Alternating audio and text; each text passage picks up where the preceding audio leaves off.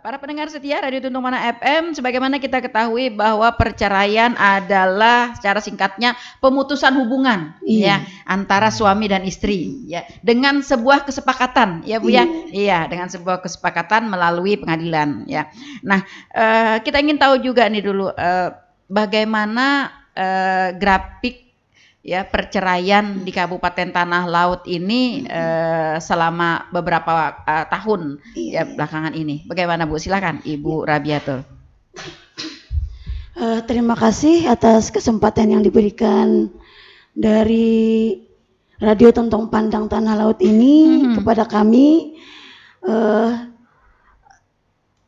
Fenomena perceraian di pengadilan agama, terutama pengadilan mempelai. Sebelum saya jelaskan tentang itu, kita bisa memahami bahwa sebelum terjadi perceraian kan ada perkawinan. Nah, terus tugas pengadilan agama pelihari, sebagaimana tugas pengadilan agama pada umumnya adalah memeriksa, memutus dan mengadili perkara tentang perceraian salah satunya ya. Ada perkara banyak mungkin. Dan perkara perceraian adalah perkara yang terbanyak dibanding dengan perkara yang lain. Iya. Kalau Ibu tadi bilang grafiknya, kalau saya melihat dari Januari 2022 sampai dengan November ini, dari hari kemarin, perkara yang masuk di Pengadilan Mempelai hari ini sekitar 1.360 lebih. Tapi itu bukan perkara perceraian saja. Kan ada sebagaimana yang di undang-undang bahwa pengadilan agama itu bertugas tentang perceraian, perkawinan yang termasuk adalah perceraian. Terus harta bersama masuk di sana. Kemudian pengasuhan anak, pewarisan, hak asuh anak, isbat nikah dan seterusnya. Sampai kepada ekonomi syariah itu kan yang tercantum pada pasal 49 huruf E ya itu ya. Undang-Undang Nomor 7 tahun 2000 tahun 1989 yang perubahan terakhir yang kedua itu nomor yang tahun 2009 kemarin. Jadi tentang perkara perceraian kan ada dua. Ketika perceraian itu diajukan itu kan ada perkara cerai talak dan cerai gugat. Nah, kalau kita melihat sampai dengan kemarin perkara perceraian ini ada sekitar 800, bukan perceraian gugatan ya, 810. Namun di situ ada juga termasuk waris, ada juga harta bersama, ada juga perkara isbat nikah yang kontensius sifatnya. Karena kalau isbat nikah kontensius itu kan sifatnya gugatan, jadi masuk ke dalam gugatan. Jadi di situ termasuk 810 tadi. Nah, itu tadi. Jadi grafiknya dari ibaratnya kan ibaratnya setiap tahunnya tuh ada lebih 500-600 lebih orang yang mau bercerai di pengadilan agama itu. Apa sebenarnya? Nah, itu kan yang jadi ininya. Kalau boleh tahu apa fluktuasinya nih Bu? Mungkin di 2020, 2021 itu perbandingannya nih seperti apa nih? Apakah menjulang tinggi begitu ya? Naiknya meroket atau mungkin ada penurunan atau bagaimana begitu? Kalau di tahun 2021 kemarin cuma sekitar 1.200 apa ya perkara yang masuk di pengadilan agama. Sekarang ini kan masih di bulan November. Ada kemungkinan di bulan Desember nanti paling tidak kan di pertengahan masih kita bisa terima. Itu mungkin berkisar 1.400 lebih, artinya kalau melihat fluktuasinya ada kenaikan. Cuma signifikan banget sih. Masa orang bercerai kayak di suruh-suruh. Tapi tetap merupakan sebuah ibaratnya pemandangan yang fenomena itu. Dengan adanya kenaikan. Dengan adanya kenaikan perlu kita simak nih apa yang menyebabkan kenaikannya ini gitu. Apakah mengikuti tren harga gitu ya, karena harga tren harga atau mungkin ada tren-tren yang lain begitu ya. Baik. Kalau kita melihat seperti itu menyedihkan memang ya, tapi apapun itu yang perlu mungkin kita bahas adalah bagaimana upaya-upaya kita.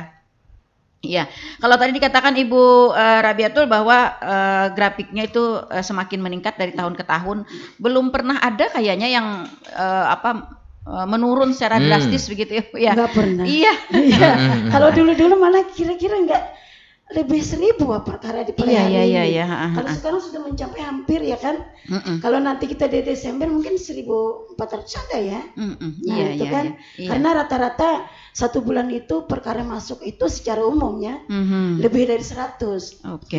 Tapi untuk percayaan kan saya sudah garis bawahi tadi. Iya.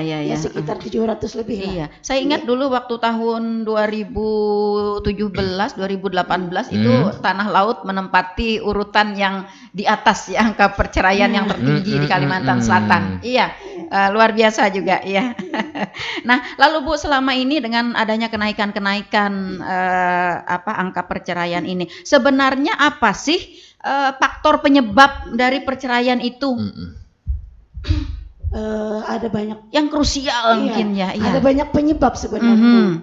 Karena kan apalagi sekarang ini teknologi informasi itu sangat berkembang dengan pesat. Iya. Oleh sebab itu kita melihat sendiri ketika kita memeriksa perkara itu, ketika kita memediasi perkara itu, salah satunya adalah karena faktor ekonomi.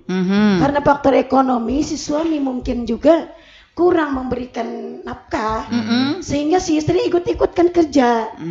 Ikut-ikutan kerja itu dia kan ibaratnya mau kerja di warung, kan itu sudah artinya ada interaksi dengan orang lain, ada pihak-pihak ketiga.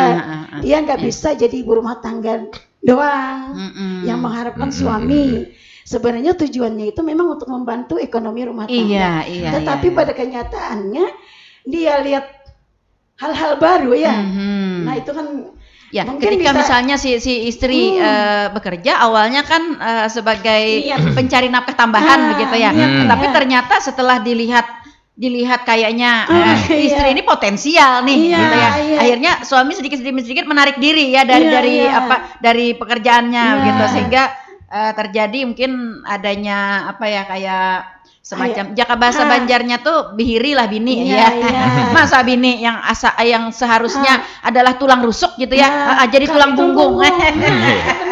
Atau bisa juga sang istri merasa kekurangan terus. Nah itu juga biar balan biar balan. Iya. Betul. Fenomena itu juga sering terjadi juga ya, karena maklum kita lihat kondisi zaman saat ini ya, jadi tuntutan hidup cukup berat. Nah sehingga kalau misalnya si istri tidak bisa membentengi diri ya, tentu akan banyak sekali tuntutan ya. Kalau bahasa Banjarnya itu sedunia anak ditukari ya.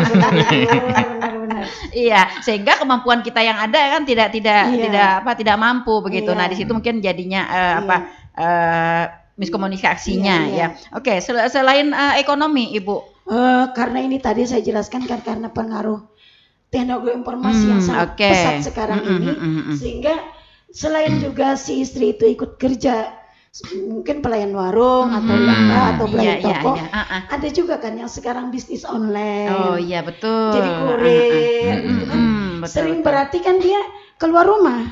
Kalau dia keluar rumah, artinya kan apakah dia akan keluar rumah saat suami sedang kerja atau saat suami ada di rumah. Kalau dia keluar rumah untuk bisnis online tadi, saat suami kerja, apakah dia berizin dengan suami atau tidak? Apakah iya? Kalau tidak berizin kan lama-lama jadi ibaratnya dianggap suami nusus. Meskipun dia sebenarnya mencari nafkah. Itu sebenarnya bisa jadi alasan si suami yang ajukan cerai. Itu banyak sekali ya sebenarnya hal-hal yang mempengaruhi. Makanya saya bilang fenomena perceraian yang terjadi saat ini banyak sekali sebenarnya. Selain itu juga mungkin pada teknologi informasi ini juga mungkin bisa terjadi karena kan kita ada media sosial ya, IG-an gitu ya, lain-lainnya. sehingga bertemu di dunia maya ya, di dunia bertemu ya. Kayaknya sudah kayak seperti akrab banget gitu, maka bertemulah di dunia nyata. Nah, akhirnya mungkin ya terjadi ya macam-macam. Nah, itu juga tanpa apa ya, tanpa kita bisa membendung arus teknologi informasi ini sebenarnya ya. Yang penting sebenarnya adalah bagaimana kita membentengi diri aja ya seperti itu. Itu juga mungkin salah satu penyebab ya Bu ya terjadinya perceraian. Oke, baik. Selain itu. Ini juga ya. Jadi kalau KDRT juga, kan kalau KDRT itu kan apa ya? Awalnya kan rasa biasa aja ya, bertahan. Namun pada akhirnya sudah tidak tahan. Akhirnya si istri kan lari. Itu juga jadi penyebabnya. Karena mungkin kan itu tadi yang mengajukan bisa suami bisa istri. Karena si suami ini mungkin dia kerja di luar, lihat macam-macam ya kan. Itu tadi makanya sebenarnya dalam rumah tangga itu kan diawali, kalau kita kan mau menikah ya, kita kan perkawinan itu kan sebenarnya untuk menyatukan, nah mengikat sesuatu yang belum terikat. Istilahnya kan misalkan gariza dengan ikatan yang kuat. Artinya kalau kita perkawinan itu diikat dengan ikatan yang kuat, artinya komitmennya apa? Di situ ada kepercayaan yang tinggi terhadap pasangan. Intinya sebenarnya kepercayaan dan pengertian begitu ya salah satu pihak. Kepercayaannya itu yang harus. Jadi kalau kita sudah, apalagi sampai kita dihianati, artinya tidak menghargai kepercayaan kita ya kan. Nah itu sangat berpengaruh sekali. Jadi kita sama-sama menjaga komitmen kita di awal kita memulai berumah tangga. KDRT ini juga memang menjadi salah satu momok. Momok ya, apakah ini karena sesuatu kesalahan ya, atau karena memang temperamen ya. Karena ada ya, pernah kita temui memang suami itu memang temperamen ya, temperamen. Jadi kalau ada apa-apa marah, membentak gitu ya, meskipun tidak menyakiti. Karena kan definisi kekerasan itu kan ada beberapa hal gitu kan, fisik, psikis ya. Nah, jadi sebenarnya dengan kondisi yang seperti ini juga nih perlu menjadi perhatian ya, menjadi perhatian. Sebenarnya KDRT ini bisa dicegah begitu ya, bisa dicegah. Dan kita juga mengharapkan kepada para bapak dan ibu gitu ya, kalaupun terjadi KDRT dalam rumah tangga ya, bisalah diperbaiki. Bisa dibicarakan dulu begitu ya, jangan serta-merta kita langsung hendak bercerai gitu ya. Seperti itulah anunya. Saya nggak bisa motong nih karena memang kebanyakan laki-laki ya KDRT ya. Jadi nggak bisa motong. Bisa juga terjadi perempuan bisa, Om Iwan, Mas Iwan.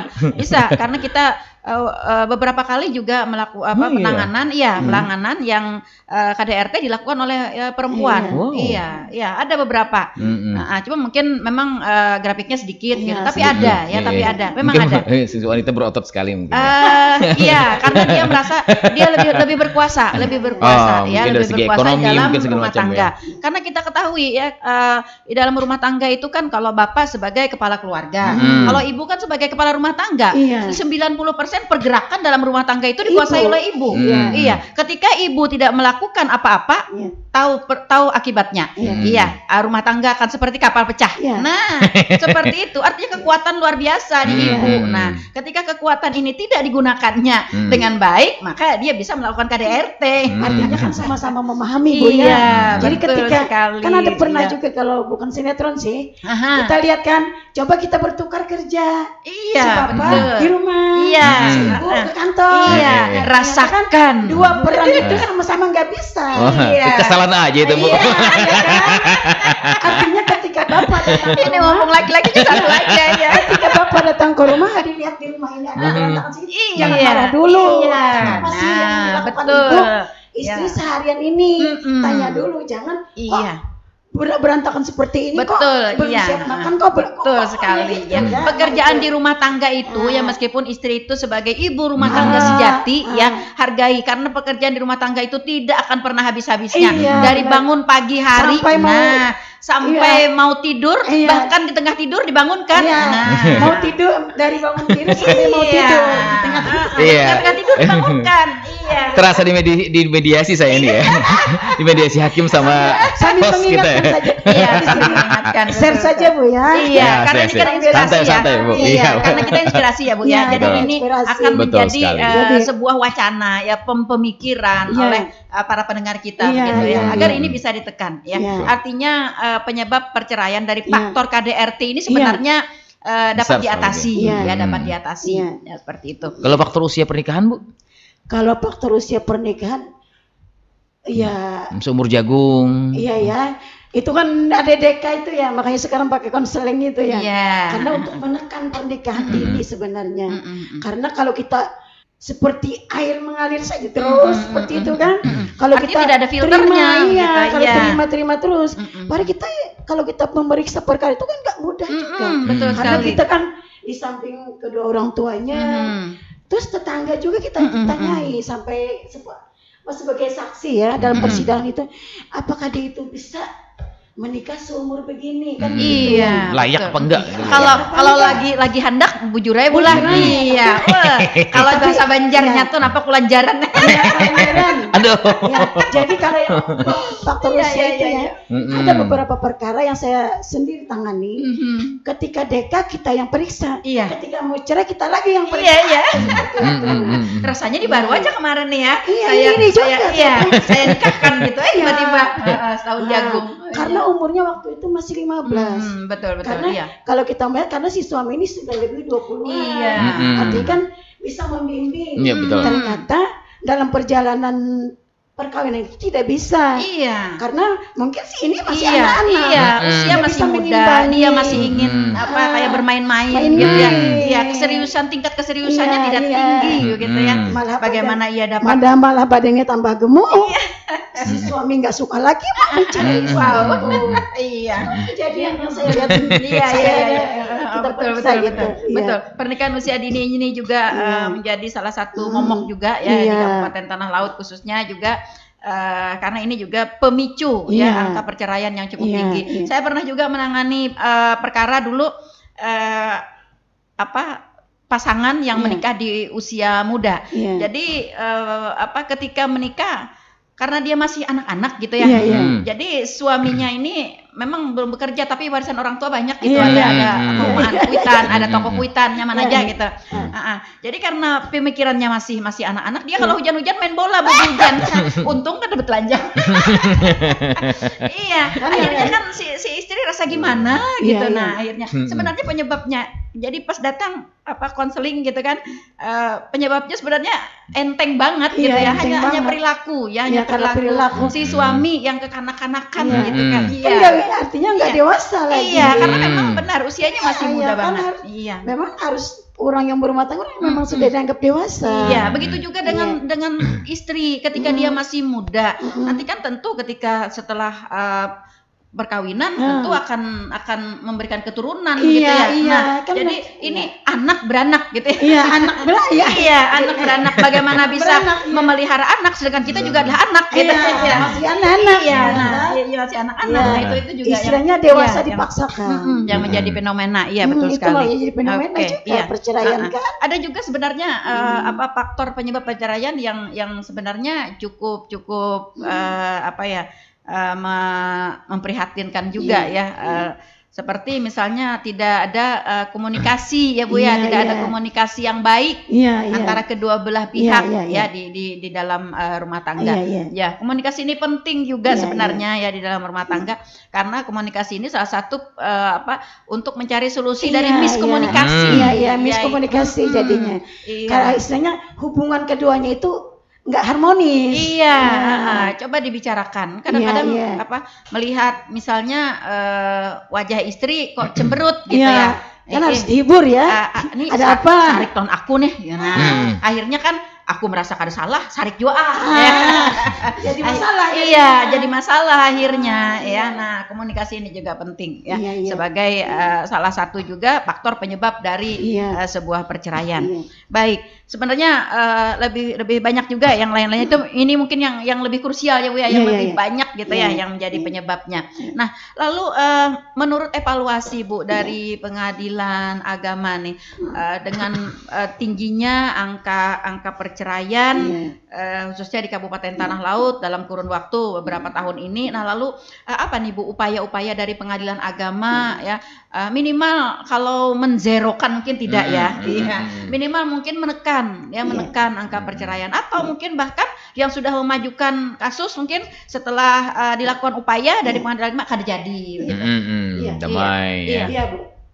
Terhadap itu memang kan kalau kita perkaratan, kalau kita para pihak tuh mengajukan, kita kan nggak bisa tetap kita terima, tapi kita bisa menolak, nggak menolak. Cuma ketika mereka hadir, ini untuk di persidangannya, untuk perkara yang sudah masuk. Ketika mereka hadir, kita kan ada istilah mediasi, sesuai dengan Perma nomor 16 tahun 2016 ya, nomor 1 tahun 2016 tentang mediasi di pengadilan. Jadi ketika mereka hadir dua-duanya itu kita harus mengarahkannya sekuat tenaga lah. Betul. Nah, untuk bisa memediasi mereka, menyatukan kembali gitu. Itu makanya karena kalau saya sendiri juga, sering jadi mediasi, ada beberapa perkara yang bisa dimediasi dan rukun kembali. Tapi harus ada komitmen juga, paling tidak dari salah satunya. Kan yang salah satu kan masih mungkin karena ngambek, lalu dia mengajukan gugatan, terus si suami atau istri kan datang kemarin, lalu kita mediasi dengan upaya yang bersungguh-sungguh. Itu salah satu penekanan dari pengadilan untuk meminimalisir angka perceraian itu, ya kan? Kalau kita sebagai hakim, kita ditunjuk menjadi mediator, kita berupaya keras untuk bagaimana bisa mereka bisa rukun lagi. Mediasi ini biasanya berapa kali Ibu? Mediasi itu sebenarnya kan bisa kan paling maksimal biasa 1 bulan. Jadi kita bisa tunda dari mediator itu.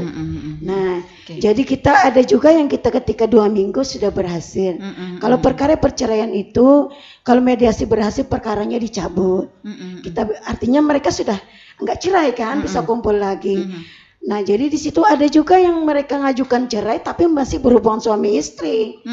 Kita harus seperti itu juga kan. Itu kan ada macam-macam. Kan sudah diajukan sebelumnya masih hubungan suami istri ya kan. Padahal kan ketika mereka masih hubungan suami istri, rumah tangga itu kita anggap masih rukun. Nah, ya kan. Artinya bersayang-sayangan. Ya kan, bisa bercinta, bersayang-sayang, artinya kan harmonis. Mengajukan perceraian, artinya kan sebenarnya kalau seperti itu ya sumir sekali alasannya itu. Sekali, betul. Apa mungkin karena perubahan budaya Bu? Ikut-ikutan ngetrend. Iya, mungkin biar cari sensasi lewat situ. Kalau dulu tabu ya Bu ya. Kalau sekarang kayak tren gitu ya. Kayak tren. Kayak disengaja seperti itu. Iya, makanya tren mau cari sensasi atau apa. Kalau kita pihak pengadilan, tetap kita ibaratnya tetap meskipun pengadilan itu untuk apa namanya perkara perceraian, orang mengajukan, akan tetapi untuk memediasi, untuk merukunkan kembali, kita tetap berusaha. Kalau seandainya kan tadi yang itu mereka hadir ya, kalau mereka tidak hadir, kita dalam sidang itu setiap kali persidangan kita selalu menasihati, selalu apakah sampean nggak nyesel kalau cerai. Kalau nanti apakah sampai nggak mikir kalau anak jadi korban dalam perceraian ini. Yang satu nanti ke tempat ibu ada bapak baru, yang satu ke tempat bapak ada ibu baru. Dan anak itu jangan berharap bisa anak yang baik, karena dia lihat orang tuanya saja nggak baik. Nah, bagaimana bisa memberikan contoh yang baik kepada anak? Bagaimana kita bisa memberikan contoh yang baik kepada anak? Kita saja tidak baik, ya kan? Nah, seperti itu juga kita sampaikan terus. Dan perceraian itu kan sebenarnya hal yang halal tapi dibenci Allah. Itu yang harus diingat ya. Harus kita ingatkan juga itu. Iya, harus kita ingat. Selain daripada mediasi secara secara mendalam gitu ya Bu yang dilakukan, Adakah juga upaya-upaya dari pengadilan agama sebagai tindakan preventif, mungkin sosialisasi, mungkin atau apa begitu, inovasi-inovasi yang dilakukan ya, agar yang ingin bercerai ini berpikir bukan hanya 2 kali, itu berpikirnya 5 atau 6 kali, bahkan berpikir 10 kali lah begitu. Tapi ada juga yang senang kawin, cerai, kawin. Aku beberapa kali ke pengadilan. Tapi dia ngikuti seperti lagu itu, Mbak ya. Sarak cari lagi katanya. Tapi dia mau aja kan, ibaratnya mau aja nikahnya cerai resmi, nikah resmi, cerai resmi lagi. Mau artinya mau aja mengikuti aturan tapi dengan cara itu, cerai kawin cerai itu. Iya. Sosialisasinya seperti apa nih Bu untuk menekan angka perceraian nih, upaya secara preventif dari pengadilan agama sendiri? Ya, selain itu tadi ya, kalau dari pengadilan agama sendiri memang sejak dulu ya, kalau dulu kan kita ada istilahnya sosialisasi kompilasi hukum Islam, dulu kan itu seperti itu istilahnya. Terus ketika ini kan kalau saya lihat Ibu Ketua kan sering acara ikut dengan menunggal tuntung pandang. Itu kan sebenarnya orang kan mau konsultasi. Iya.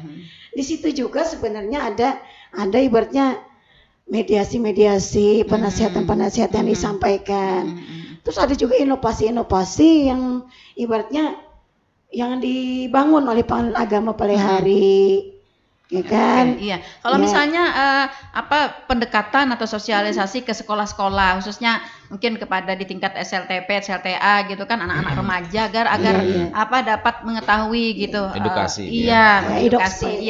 Adakah program-program dari pengadilan agama seperti ini? Untuk hal ini mudah-mudahan ke depan bisa dari pengadilan. Karena kita kan ibaratnya bukan apa sih, padat jadwal juga. Iya, betul sekali. Artinya ini pengadilan agama perlu berterimaan lagi nih. Tenaga penghulu. Itu kan dari unsur pimpinan ya. Iya, betul. Seperti itu. Ini karena kalau menurut analisa kita ini sangat sangat positif ya, sangat memberikan pendekatan kepada anak-anak remaja kita, mungkin melalui sekolah-sekolah, mungkin melalui komunitas-komunitas, organisasi-organisasi anak begitu ya. Karena dari sini cikal bakalnya nih, cikal bakal. Ketika mereka sudah diedukasi, mereka sudah tahu, punya pemikiran Nah tentu mungkin mereka bisa berpikir lebih dewasa gitu ya untuk melakukan perkawinan mungkin di usia dini ya, di usia anak begitu ya.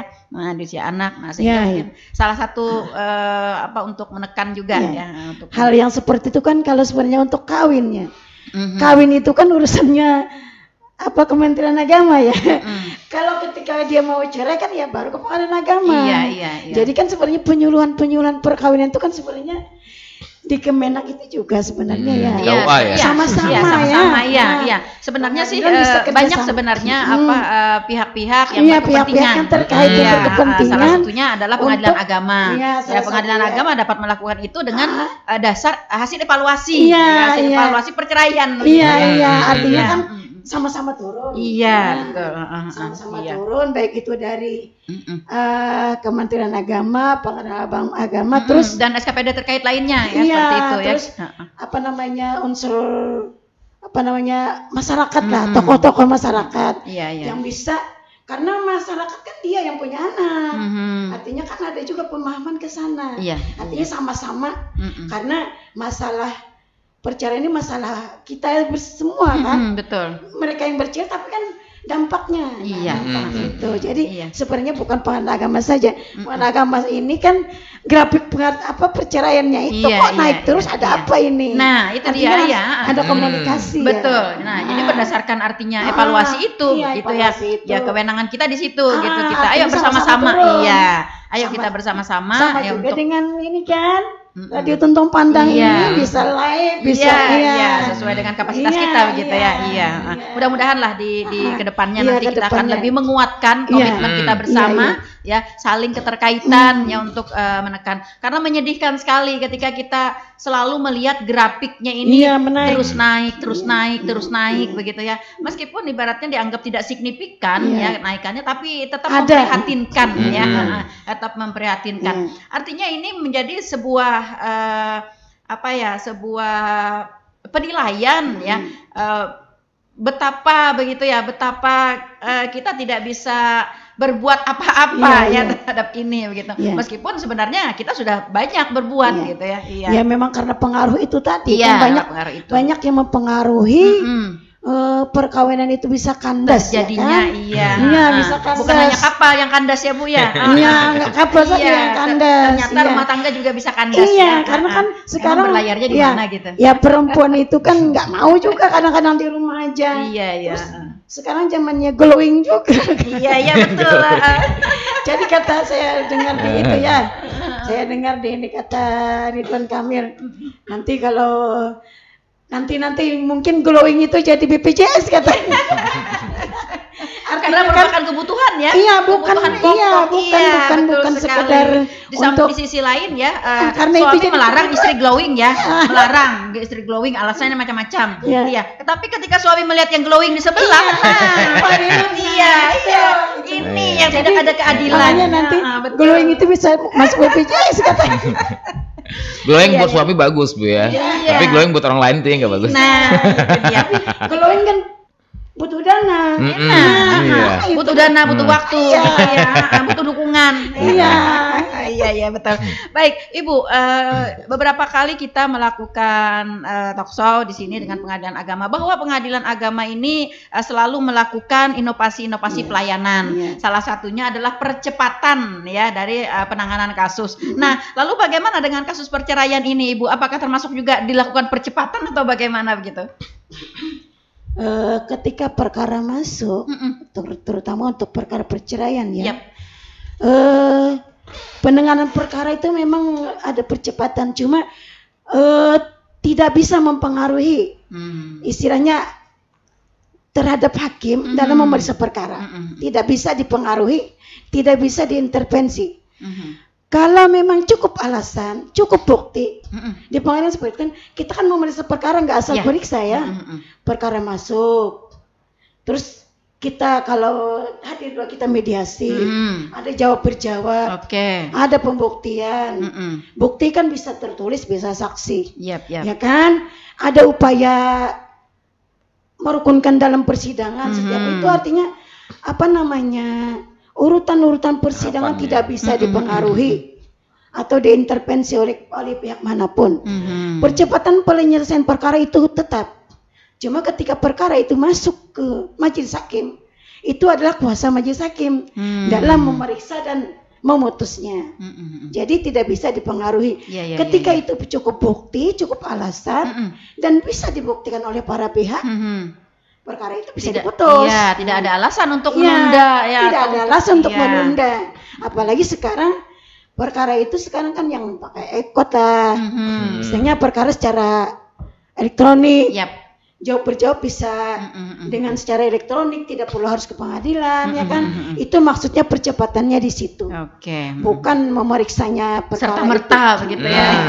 Itu. Artinya menyimpangi prosedur yang berlaku. Nggak menyimpangi hukum acara. Harusnya dimediasikan jangan nggak bisa pindah-pindah cocok aja dah berpisah. Ya terkadang ketika menghadir mereka berdua hadir, kami sudah sepakat untuk bercerai. Pengadilan tidak menilai sepakatnya, menilai buktinya. Betul sekali. Itu. Dan juga ketika sepakat tetap dimediasi untuk bisa rukun. Betul. Meskipun di dalam persidangan mereka berdua, kami sudah sepakat Bu, ini ada anunya. Tapi kita tetap memeriksa secara sesuai urutan. Sesuai tahapan. Sesuai tahapan. Tahapan sampai dari perkara masuk ke majelis hakim, memediasi.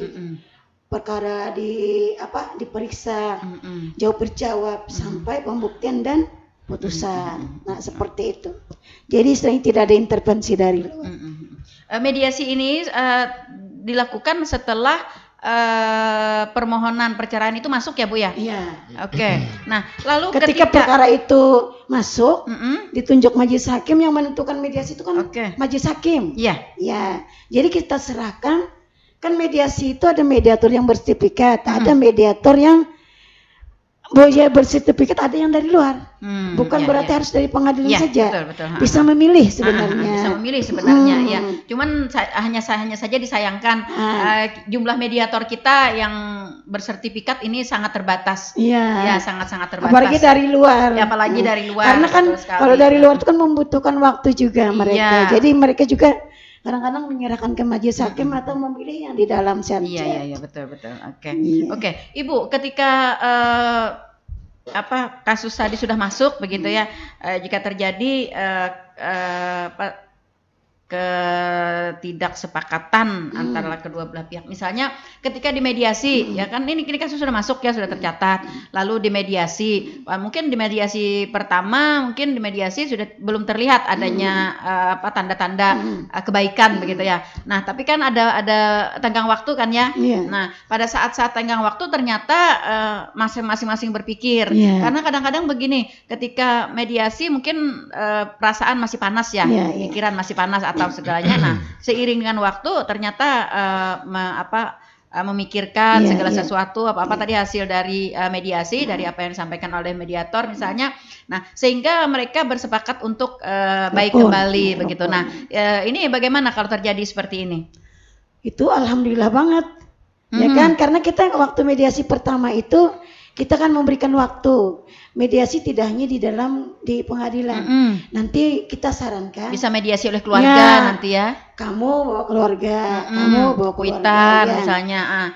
Ketika kita memediasi pertama pun sudahkah keluarga ikut andil dalam karena kan orang mau kawin itu kan orang Banjar bilang tuh kalau masuk lewat pintu depan, kalau memang harus kembali jangan pintu belakang. Iya, betul sekali. Jadi kalau memang datang tampak muka ya, pergi tampak punggung gitu. Jadi kita tetap baik begitu ya. Ketika pun tadi yang terkait yang bisa rukun itu syukur alhamdulillah karena kita memberikan kesempatan. Makanya mediasi itu kita tunda itu ada beberapa kali. Kita tunda 1 minggu itu. Nanti ketika mediasi kedua kita tanya lagi gimana selama kita menunda mediasi ini, adakah komunikasi, bagaimana dengan keluarga, adakah merukunkan, bagaimana dengan hubungan dengan anak, adakah terus adakah saling kunjung mengunjungi. Itu kan hal-hal yang membawa kepada kebaikan. Tapi ketika dia bilang nggak ada sama sekali, artinya kan kayak lost kontak jadinya. Nah, jadi di situ kalau di tengah jalan artinya kan dia di mediasi berikutnya itu dia tetap kita dudukkan bersama. Artinya maksud saya ketika terjadi hal seperti ini gitu. Nah, lalu tahapan berikutnya yang dilakukan tuh seperti apa? Mencabut gugatan atau ada putusan atau ada semacam ini sudah berbaikan ya. Nah, pengadilan agama memfasilitasi apa lagi setelah itu? Mungkin ada membuat perjanjian atau komitmen bersama tanda tangani lagi ya. Nah, itu kan artinya mediasi dengan adanya perjanjian itu ada juga yang seperti itu. Tapi yang pertama tadi juga ada. Ketika dia bilang sudah bisa rukun, artinya kan kita melaporkan. Ketika duduk bersama tadi di ruang mediasi, kita akan melaporkan ke majelis hakim. Adakah surat keterangan misalnya atau dari Ntar dulu kalau yang itu tadi yang karena selesainya diluarkan dia berlapor ke mediator. Jadi mediator akan melaporkan ke hakim majelis hakim bahwa perkara ini mediasi dan berhasil rukun kembali. Artinya kan mereka sidang hari itu suruh masuk ke ruang sidang, perkaranya dicabut. Itu yang pertama. Terus yang kedua, ketika ada suatu perjanjian, biasanya mereka karena ada keluarga, keluarga itu biasanya ikut andil, apakah ketua RT juga atau saudara, itu kan yang bisa jadi saksi. Terus ada perjanjian-perjanjian, terus ditandatangani. Nah, jadi dengan itu dia kan perjanjiannya yang tanda tangan itu kan kalau satu perjanjian itu ditandatangani oleh pihak pertama kalau itu artinya jadi undang-undang bagi mereka. Nah, jadi kesepakatan itu dasarnya. Tapi perkara dilaporkan ke hakim majelis, bahwa mediasi berhasil dengan perjanjian ini. Dan perkara pun nanti dicabut juga. Tapi dia memegang masing-masing ada perjanjian. Ada perjanjian, diketahui oleh mediator begitu ya dari pengadilan agama. Maksud saya harus ada memang perjanjian ini. Nah, ketika salah satu pihak nanti akan melakukan pelanggaran ya terhadap perjanjian ini, komitmen ini, artinya pihak yang merasa dirugikan kan bisa mengadu lagi gitu kan dengan dasar ada surat itu begitu ke Pengadilan Agama dan artinya surat itu mempunyai kekuatan hukum hukum ya. Baik, ada Bapak surat itu. Nah, artinya kan jangan sampai dianggap seperti itu begitu. Artinya kan kalau ada salah satu melanggar artinya kan dia melakukan pelanggaran dan pihak yang merasa dilanggar aturan perjanjian itu dia bisa mengajukan kembali. Tapi kan itu ibaratnya itulah perjanjian itu kan kita berharap ya. Berharap pada depannya itu baik. Harapan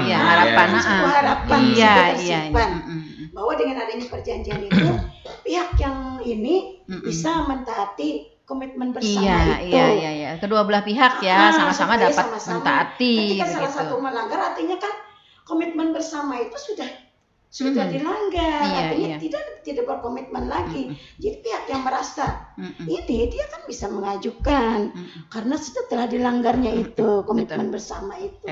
Oke. Iya.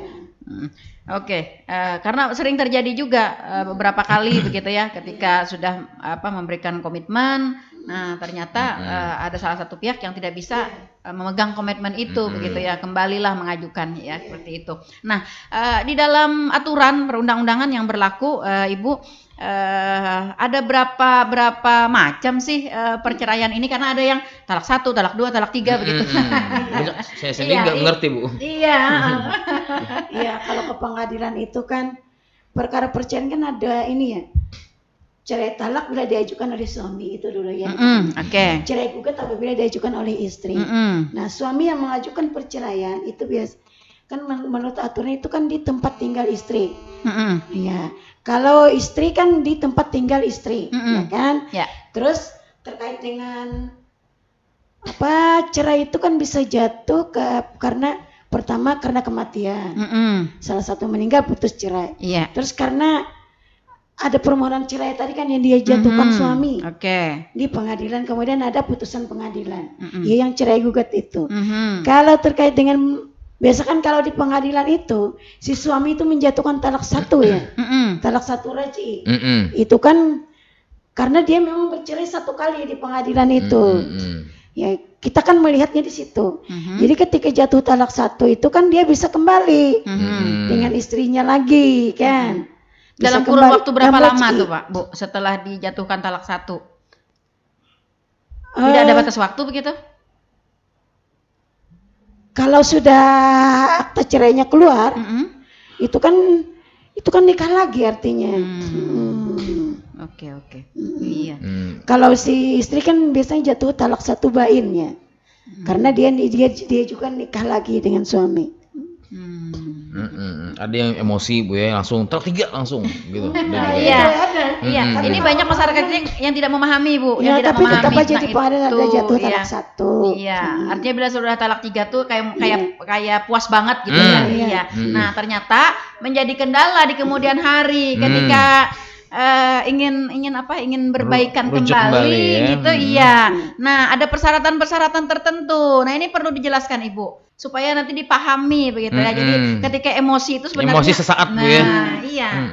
Iya, makanya itu kan itu kalau masalah jatuh talak ini kalau ke pengadilan jatuh talak 1. Tapi kalau orang di masyarakat itu kan karena kita nih kayak berpijak si dua ya. Iya. Hukum negara dengan ibaratnya kan kalau kita kan dasarnya itu kompilasi hukum Islam. Kita kalau kan lain ya. Kalau kita memahaminya di situ saja.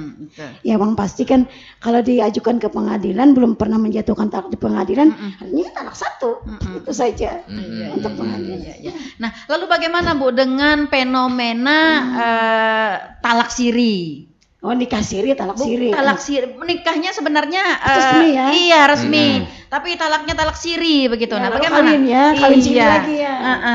Nah, itu banyak, itu yang sebenarnya yang terkadang banyak sekali masalah yang kita hadapi ya. Iya. Ketika dia menikah dengan orang lain, terus dia talak siri istrinya ya. Perceraian siri begitu. Pokoknya secara agama sebenarnya akulonnya tuh sudah cerai. Sudah sah. Lalu dia nikah lagi dengan yang lain. Iya, sudah nikah sih dari kemarin. Dia tidak bisa melakukan karena dia talak siri. Dia tidak bisa melakukan pernikahan secara resmi. Itu iya kan nggak ada dokumen ya. Karena dokumen negara kan atau otentik lah istilahnya. Jadi dia tidak bisa. Ketika dilakukan isbat nikah pun nggak bisa itu karena itu tadi memang secara, makanya tadi saya bilang kita kan berada di dua ya. Secara agama ya sah. Tapi secara negara kita tidak bisa karena kalau kita berikan itu artinya kan nanti dia ada double akta cerai, double buku nikah. Nah, itu masalahnya. Padahal kita kan perlu ketertiban. Iya. Nih yang juga perlu kita jadi perhatian kita nih ya. Fenomena juga di masyarakat ya Bu ya, perceraian nikah secara resmi tapi bercerai secara siri, kemudian si suami menikah lagi gitu kan. Secara siri. Iya, secara siri. Nah, dengan istri yang kedua yang secara siri ini tiba-tiba kan punya anak gitu kan. Nah, anak kan dituntut adanya surat menyurat ya. Nah, kemudian datanglah ke pengadilan untuk melakukan isbat begitu ya. Nah, lalu apa upaya yang dilakukan oleh pengadilan agama? Di sisi lain kan anaknya kan perlu nih ya. Tapi di sisi lain kondisinya seperti itu begitu. Terkait hal yang seperti itu banyak sekali yang ada yang kita terima ya. Istilahnya kan dalam perkara isbat nikah itu mungkin yang dulu narasumber yang dulu mungkin sudah menjelaskan ya kalau hal yang seperti ini. Ketika seorang suami menceraikan istrinya yang nikah resmi tadi secara siri, kemudian dia menikah secara siri dengan perempuan lain, terus punya anak, dia mau mengisbatkan pernikahannya. Artinya kan karena ketika ia menikah dengan perempuan ini, dia dengan istri terdahulu pun masih terikat sebenarnya di dalam hukum negara. Jadi kita tidak bisa mengisbatkan pernikahan yang kita masih terikat dengan pernikahan yang lain. Karena kalau kita isbatkan dia akan dapat buku nikah. Dia akan ke KUA. Dia dapat buku nikah, di sini masih ada buku nikah. Artinya ada double buku nikah. Artinya tidak ada ketertiban jadinya ya kan. Nah, terkait itu kalau saya sendiri kita tolak. Nah, karena masih terikat tadi. Tapi bukan tolak itu bukan menyatakan bahwa pernikahan tidak sah, cuma tolak itu tadi, tolak isbatnya. Tolak isbatkan pernikahan di pengadilan. Dapat diisbatkan tapi dia harus melalui prosedur-prosedur lain yang ketentuan-ketentuan untuk melengkapi persyaratan. Dia harus menceraikan istrinya itu dulu. Baru dia bisa menikah dengan perempuan itu. Sudah menikah dengan perempuan itu, baru dia mungkin nanti bisa asal-usul anak. Memang ada jalan tapi berliku. Jadi makanya kalau hal-hal seperti itu ya kita sarankan untuk ini bisa dipikir. Memang agak rumit seperti jadinya. benang kusut ya Bu. Kan seperti benang kusut tapi kita yang melurus. Karena begini kadang-kadang Bu, kejadian di masyarakat ini kan kita belum berpikir ke arah benang kusutnya. Berpikirnya itu pada saat itu. Aku suka dengan ini, aku itu dia. Aku suka dengan ini. Kalau kamu Nah, seperti itu biasanya ya. Iya, suara pendengar. Halo, selamat pagi. Selamat pagi, assalamualaikum. Waalaikumsalam warahmatullahi wabarakatuh. Bu Armah, apa kabar? Alhamdulillah, selalu sehat semuanya. Alhamdulillah, selalu sehat walafiat dan berbahagia. Oke, silakan Bu. Iya, bahagia ceria lagi. Soalnya hari ini Bunda 100 ceritanya. Iya. Oke, apa nih yang mau disampaikan nih Bu? Silakan Bu Arma. Ya, ada yang disampaikan tuh ada sedikit kayak laki-laki lawan yang bini itu mengatakan gugat cerainya melalui HP tapi berkali-kali, apakah itu masih bisa kumpul? Iya. Ada kita bilang sama itu ya kan, tapi kita kan nggak ngerti Bu Bunda. Betul. Itu biasanya tuh sudah suami gugat cerai berkali-kali, tapi walaupun melihat HP, kamu nggak tanya dulu ke kantor apakah boleh kumpul atau enggak, kan nggak gitu. Betul. Tapi dibilang sama Jadi si istri bilang itu kalau kayak itu anak cuma melewati HP aja, kayak itu aja. Iya, betul. Nah, apakah itu masih sah bisa kumpul gitu loh? Oke. Dalam banget nih, Bu ya. Iya. Iya. Yang namanya dengar, jadi kita tanya dan kita tidak. Iya, betul Bu Arma. Ini juga sering terjadi juga di masyarakat kita seiring dengan zaman digital sekarang. Iya, sekarang kan 5.0 Bu ya. Jadi semuanya udah digital semua ya. Menalak juga pakai handphone ya. Tapi kan sang suami itu yang belum bisa bilang. Iya. Tapi datang aja lah suaminya tuh pulang. Datang aja ke rumah kalau Mbah menyarat. Iya, betul. Banyak, Oke, sama-sama Bu Ibu. Iya. Amin. Oke. Ya. Makasih. Assalamualaikum. Waalaikumsalam warahmatullahi wabarakatuh. Betul, Bu. Ya, betul, Bu. Ya, seiring dengan zaman sekarang ya, 5.0 sekarang ya katanya Mas Iwan, ini sering dipergunakan. Ya, salah satunya juga dipergunakan tidak terkecuali melalui talak ini. Nah, lalu menalak mencerai itu melalui HP. Ini hukumnya seperti apa begitu? Iya. Sebenarnya ya kalau kata talak itu hal yang sangat, makanya kata orang hati-hati. Mungkin kita gabung aja Bu ya. Oke, kita gabung aja nanti jawabannya Bu ya. Iya. Oke, suara pendengar kedua. Halo, selamat pagi. Waalaikumsalam warahmatullahi wabarakatuh. Waalaikumsalam warahmatullahi wabarakatuh. Iya. Siapa? Mas Rian ya kayak suaranya? Iya, orang Pangdam Bu. Iya, orang Pangdam Bu ya. Pangdam dalam. Silakan Bang Rian. Oke, silakan Bang Rian. Ulun tadi mandang Ibu Arman tadi Bang masuk ya betul Ibu Arman itu di pengadilan agama kan ada lagi kira-kira itu talak elektronik. Iya, makanya itu. Tapi Sidin sudah jeli benar tuh Iya, Sidin sudah canggih. Talak modern. Iya. Nanti sedikit anak ditakunakan nah silakan. Bunda Nelena lawan Bu Rabiatul Adewi ya. Iya, Mama Bang Peri. Siap. Ulunnya termasuk mewakili anu juga Bang ya kalau pengarannya itu pengarannya itu duda kah? Termasuk mewakili nang Duren. Mewakili perdudaan nih Bian lah. Iya. Golongan duren. Menjanda lo ngedoannya mewakili ya Allah. Iya. Oke. Jadi ini terjadi Bu memang sudah lama. Karena tadi ujar Bunda Nelly ada apa tuh? Cerai siri. Apa tadi Bu? Cerai siri. Siri. Nah itu terjadi sudah 2012 kalau kata salah Luna sampai sekarang. Itu kan ada yang orang Banjar itu betunjulan Bu ya. Ujar nang laki kan aja gugat aku ke pengadilan kan salah. Ujar yang sini kada usah. Nah akhirnya terjadilah yang si lelaki ini sudah beristri lagi, yang si perempuannya sudah bersuami lagi. Nah. Sudah sama-sama punya anak. Nah yang nakulun takunakan ini apakah masih beranu ini yang kayak mediasi apa segala itu kalau hanya ini majukan gugatan itu Iya betul. Kayaknya kan ini sudah kayak apa ya? Iya. Apakah bisa masih terlayani gitu Bu ya? Iya. Oke, iya. Jadi itu aja mungkin lah yang belum. Tapi tadi Lun Manu yang masalah perceraian yang di awal tadi lah. Memang faktor ekonomi itu memang kayaknya lebih banyak. Peringkat nomor 1. Iya, betul sekali. Yang kedua memang yang banyak mempengaruhi itu lingkungan juga bisa Bu. Iya, lingkungan. Karena lingkungannya ya kalau anak aja contohnya melihat orang tuanya gini mungkin itu kan tergantung lingkungan rumah tangganya kan Bu ya. Iya betul. Jadi itu aja yang perlu sampaikan. Siap, terima kasih.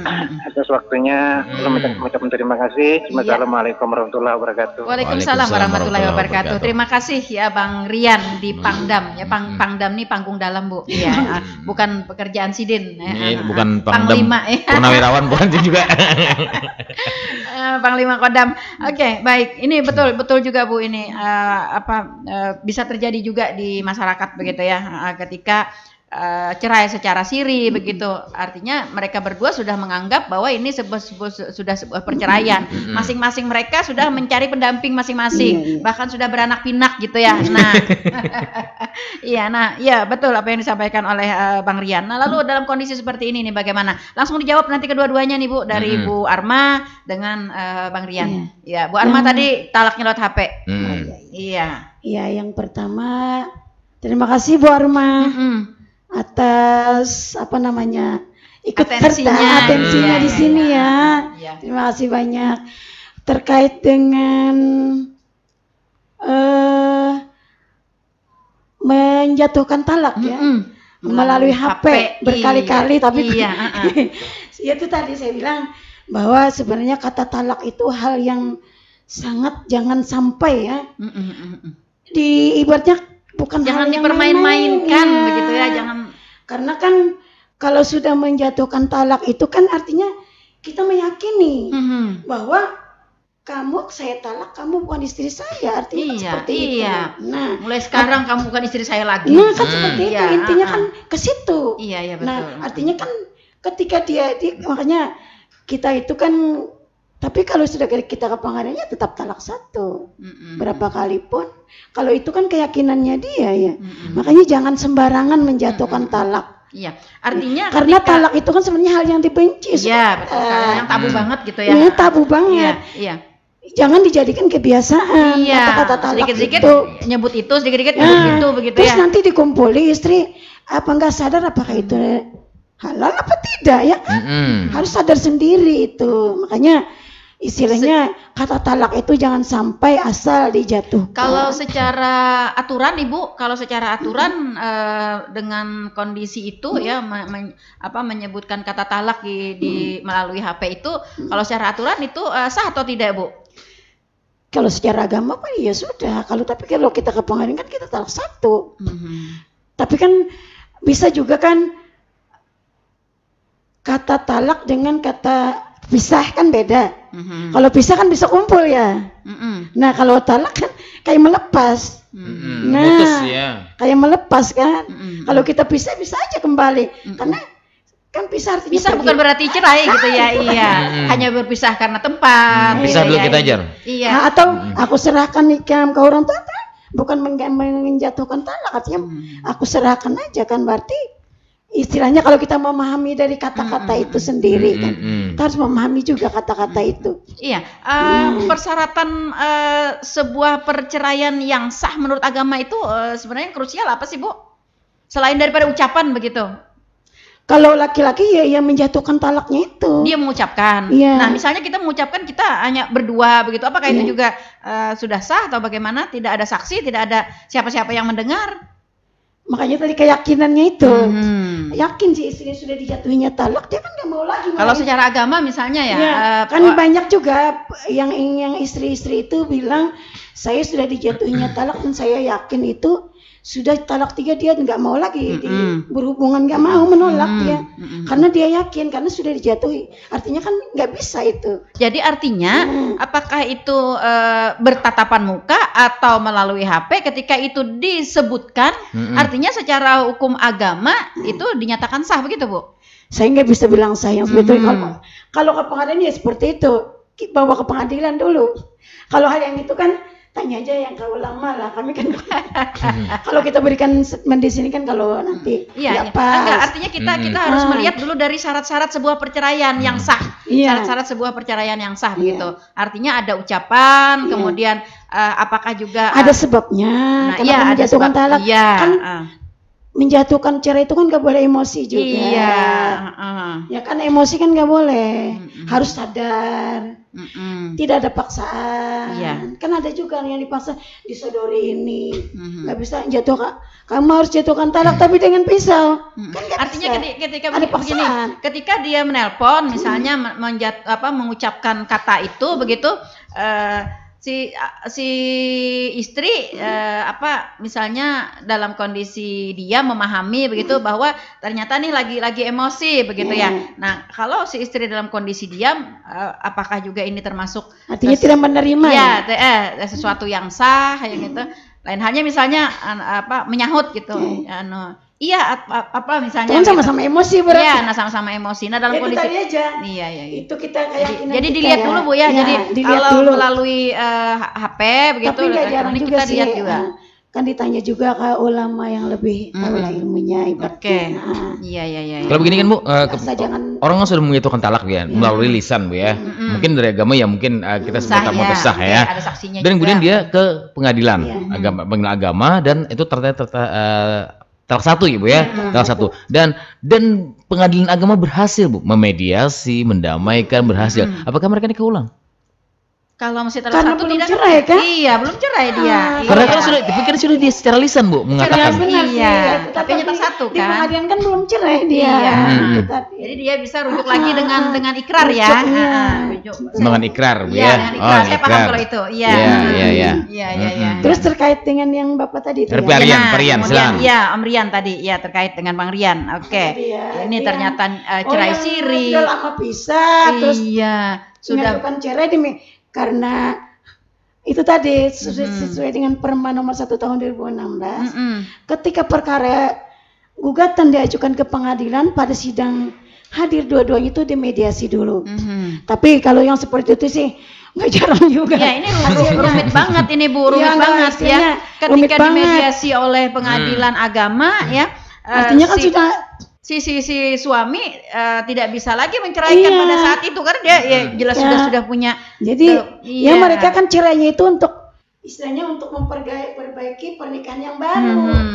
Jadi sama-sama bercerai, ada dapat akta cerai, dia mau menyelesaikan yang baru, nikah ulang. Istilahnya asal-usul anak ulang. Supaya anak itu bisa dapat akta kelahiran, ya pengakuan, bahwa ini adalah anak si A dan si B gitu ya. Kita tetap aja memediasi, cuman nggak ada juga sih yang. Iya, ini akan jadi rumit sekali. Nah, makanya kita juga menghimbau ya melalui siaran pada pagi hari ini kepada para pendengar kita agar jangan sampai terjadi ya hal-hal seperti ini. Nah, ini untuk bahan pemikiran juga Bu, bahan pemikiran bagi para pendengar kita ya. Akibat perceraian ini apa sih begitu Bu? Nah, yang ini keluarkan yang lebih menakutkan ya Bu. Iya. Memang ya perceraian itu kan 2 orang suami istri ya. Tapi ada pihak ketiga. Nah, yang menjadi menanggung beban juga anak ya kan yang saya bilang dari awal tadi, anak bisa terlantar, dia mau ikut ibunya ada bapak baru, dia mau ikut bapaknya ada ibu baru, dia ikut neneknya sudah tua. Nah, itu kan salah satunya ya dampaknya. Terus kan si istri kalau sudah dicerai suami atau apakah sudah siap dia akan mandiri ya, menyandang status pertama menyandang status, yang kedua apakah dia bisa mandiri? Tinggal kedua belah pihak sebenarnya Bu, sebenarnya kedua belah pihak ya. Kalau misalnya ini menyandang status yang perempuannya kan janda gitu ya, yang laki-lakinya katanya Bang Rian tadi duda gitu ya. Nah, kalau mau cari misalnya kalau mau cari yang baru kan agak susah ya, panjang mikirnya. Harus betul, harus menjajakan dari awal begitu. Takut gagal lagi itu sebenarnya akibat dan label kita di masyarakat ya yang belum lagi seperti gunjingan-gunjingan. Itu label di masyarakat gunjingan juga itu karena ini. Nah, jadi ibaratnya kan semaksimal mungkin hindari perceraian itu. Intinya kan seperti itu. Semaksimal mungkin janganlah ibaratnya kita tuh mencari kesenangan lain, ya kan? Karena kan ini cerai karena ini dengan ini selingkuh apa segala macam kan dilabelin masyarakat makanya itu pelabelan dari masyarakat mungkin. Ini kan artinya kan berupaya mungkin rumah tangga itu jangan sampailah pecah. Karena akibat dari itu sangat-sangat ini sekali membawa dampak yang sangat negatif bukan hanya bagi kedua belah pihak tapi tadi bagi anak kemudian harta perolehannya Bu yang selama ini biar dicari banting tulang banting gawi sampai habis liur siaran. Tetapi ada juga Bu orang yang mempertahankan perkawinannya mungkin tapi tidak cinta lagi karena mempertahankan anak demi anak. Ada juga itu sebenarnya lebih baik ya Bu lebih baik sebenarnya menurut kacamata hakim teman kacamata ibu bagaimana? Iya, Seorang iya. ibu. Kita kan namanya kita ibunya cinta. Apakah itu artinya cinta? Iya, betul sekali. Iya. Yang pasti kan masalah cinta sayang artinya yang pasti Relatif, kita, ya. relatif. Hmm. Yang pasti kan bisa sama-sama masih menghargai. Betul. Hmm. Ya, bisa aja ketika saat ini udah kada cinta lagi Jar. Jadi Tapi bisa karena anak aja. Nah, bisa seiring dengan waktu ya Bu ya. Kan bisa Iya. berkulik. Iya. Cinta Amin. tambah glowing ya. Amin. Istriku seperti ini. Iya. Di lain nggak ada juga ya. Iya, betul sekali. Iya, jadi para pendengar ya. Kelain gak ada payu lagi.